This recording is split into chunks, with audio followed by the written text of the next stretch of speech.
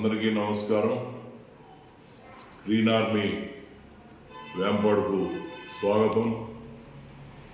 మరి ఈ 79వ భారత స్వాతంత్ర దినోత్సవం రోజున అందరికీ శుభాకాంక్షలు తెలియజేస్తూ, అయితే అనేకసార్లు చెప్పుకుంటా వస్తున్నాం,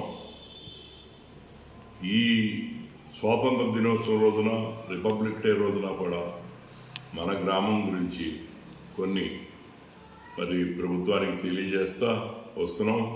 కానీ 79 ఏళ్ళు వచ్చిన ఈ వేంపాడు గ్రామానికి మాత్రం న్యాయ పరిష్కారం కరెక్ట్గా జరగకపోవడం వలన ఖచ్చితంగా రైతులు స్వాతంత్రం లేనట్టే. 79వ స్వాతంత్ర దినోత్సవం సందర్భంగా మళ్ళీ ఇది ఒకసారి చెప్తున్నాం. ఇంతవరకు వేంపాడు దాదాపు 1300 కుటుంబాలు కలిగినటువంటి వాళ్ళకి ఎలాంటి స్వాతంత్రం రాలేదని చెప్పి దీనిపై చివరగా ఒక నివేదికను రూపొందించాలని చెప్పి కూడా మనం అనుకుంటున్నాం. మీ అందరికీ చెప్తూ వచ్చాం. ఇప్పటికీ చాలా ప్రసారాలు గ్రీన్ ఆర్మీ ద్వారా మీకు పంపించడం జరుగుతుంది. అలాగే కొన్ని ఇంకా 7, 6 ఎన్నో ఉన్నాయి, అవి కూడా పంపిస్తాం. కాకపోతే వేగంగా పంపించాల్సింది ఉంది. ఎందుకంటే ఈ నివేదిక తయారు చేసి స్థానిక మంత్రివర్యులు పార్థసారథి గారి ద్వారా రైతులందరూ ప్రభుత్వానికి నివేదించుకునే ప్రయత్నం, ఇది ఒక చివరి ప్రయత్నం అవ్వచ్చు. ఈ అవకాశంలో తప్పితే రైతులకు న్యాయం జరుగుద్దని, ఇంకా భవిష్యత్ కాలంలో రాబోయే ప్రభుత్వాలు కానీ ఇంకా ఏదో చేస్తానేటువంటి విశ్వాసం లేదు. ఎందుకంటే ఇన్ని సంవత్సరాలు అన్న ఎన్టీ రామారావు గారు సమాజమే దేవాలయం, ప్రజలే నా దేవుళ్ళు అని చెప్పేసి ఆ రోజున దీని మీద, ఈ గ్రామం మీద ప్రత్యేకంగా కమిషన్ వేశారని కూడా చల్లాకొండ కమిషన్ మీరు గుర్తుంచుకోవాలి. అది సుప్రీంకోర్టు జడ్జిమెంట్ రాకముందు ఈ గ్రామం మీద, అలాగే 71లో హైకోర్టు ఇచ్చిన ఈ గ్రామం మీద జడ్జిమెంట్కి మధ్యలో అసలు ఈ అపరిష్కృతంగా ఉన్నటువంటి ఇటువంటి అంశాలపై ఇటువంటి సెటిల్మెంట్, అన్సెటిల్మెంట్ గ్రామాలపై రైతులకు ఏం చేస్తే బాగుంటుందో, అసలు ఏం జరిగింది, జమీందారులు అనేటువంటిది, అసలు రైతులకు హక్కులు ఉంటాయా, దేవుడికి ఉంటాయా అని చెప్పేసి అప్పుడు కమిషన్ మీద కమిషన్ వేయడం జరిగింది.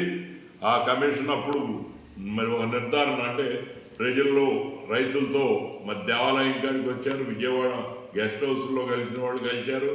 అప్పుడు ఆయన చెప్పింది ఏంటంటే, ఇది జమీందారుల వల్ల అన్యాక్రాంతం చేయబడింది, రైతులు ఫిజికల్గా, మెంటల్గా భూమి కట్టుబడి ఉన్నారు, స్వామివారి మీద భక్తితో ఉన్నారు అనేటువంటిది పరోక్షంగా ఆ రోజే చెప్పి, ఈ ఇద్దరికి న్యాయం జరగాలంటే 1 టైం సెటిల్మెంట్ జరగాలని ఒక 3 కేటగిరీలుగా, అంటే ఎకరానికి 2000 ఒకసారి, అలాగే 3000 ఒక తరగతిని బట్టి, భూమి యొక్క స్వభావాన్ని బట్టి 2000 ఎకరానికి, 3000 ఒక ఎకరానికి కొంత భూమి, అలాగే 4000 ఇంకా కొంచెం వాల్యుబుల్ కలిగినటువంటి భూములకి ఇవ్వాలని చెప్పి ఆయన సిఫార్సు చేశారు.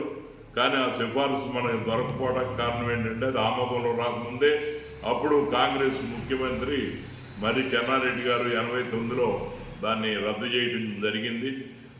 ఆ తర్వాత 90లో సుప్రీంకోర్టు జడ్జిమెంటు ఇవ్వడం జరిగింది ఈ గ్రామంపై. దాంట్లో ఏం జరిగిందో ఇప్పుడు వరకు మాట్లాడుకున్నాం, ప్రత్యేకంగా చెప్పాల్సిన పని లేదు. దానిపై నారా చంద్రబాబు నాయుడు గారు ప్రభుత్వం 2003లో జీవోను ఇచ్చింది. ఆ జీవోతో రైతుల్లో హర్షాతిరేకం వెల్లువైంది. కాబట్టి అది కూడా అమలు ఆ తర్వాత జరగకుండా, తర్వాత వచ్చినటువంటి కాంగ్రెస్ ప్రభుత్వంలో ధర్మాన ప్రసాదరావు గారు ఒక మాట మాట్లాడారు అసెంబ్లీలో ఈ గ్రామంపై. 90లో వచ్చిన తీర్పు ప్రకారం ఇది రైతులకే చెందుతుందని చెప్పేసి నారా చంద్రబాబు నాయుడు గారు ఇచ్చినటువంటి 430 జీవోని సమర్థిస్తూ, ఇది ఎప్పుడోనే ఎస్టేటుగా కన్వర్షన్ అయిపోయిందని, రైతువారీగా కన్వర్షన్ అయిపోయింది, 93లో గెజిట్ అయిందని వారు చెప్పారు. ఆ తర్వాత తర్వాత ఏమైందో తెలియదు, మళ్ళీ దిగువ కోర్టు, హైకోర్టుకి వెళ్ళి ఈ ఏడ్చెనకాయలు కడుతున్నారు కాబట్టి వీళ్ళదేంటి టైటిల్ వీళ్ళదే అన్నారు. మరి వీటన్నిటి మీద మరి సుప్రీంకోర్టు ఇచ్చిన తీర్పు మీదే గట్టిగా పట్టుపట్టి మరి సమీక్ష జరపాల్సి ఉంటుంది. కాబట్టి ఇవన్నీ కూడా ప్రతి ఒక్క పాయింట్తో తయారు చేసి మరి శారద గారిని ఈ రోజే కలుద్దాం అనేటువంటి ప్రయత్నం చేశాం. కానీ మరి సమయంలో చేయలేకపోయాం. అటు రఘుప్రసాద్ గారు కూడా ఓ ఛానల్ పెట్టారు, వేంపాడు కుటుంబం అని. వారు కూడా ఏదైనా నివేదిక తయారు చేస్తే మరి అందరూ కలిసి వెళ్ళి ఇస్తే బాగుంటుందని చెప్పి మరి ఈ వేదిక ద్వారా ఆయన కూడా కోరటం జరుగుతుంది. కాబట్టి మరి అందరూ వేగవంతంగా ఇప్పుడు పంపించే వీడియోలు కొంచెం వేగంగా పంపించాల్సి ఉంది. ఎందుకంటే మీరు చూసేది అందుట్లో నిమిషం మాత్రమే విషయం ఉంటుంది. కాబట్టి వీటికి సంబంధించి మీకు ఏమైనా ఉంటే ఈ నివేదిక రూపొందించే లోపల మాకు తెలియజేస్తే, లేదంటే మేము రూపొందించిన తర్వాత మీ ముందు ఉంచుతాం. తర్వాత దాంట్లో ఏమైనా సవరణలు ఉంటే చేసుకుని మంత్రి గారిని త్వరగా కలిస్తే తప్ప దీనికి ఎటువంటి మార్గం లేదని చెప్పేసి మరి ఈ సందర్భంగా మీకు తెలియజేసుకుంటున్నాను.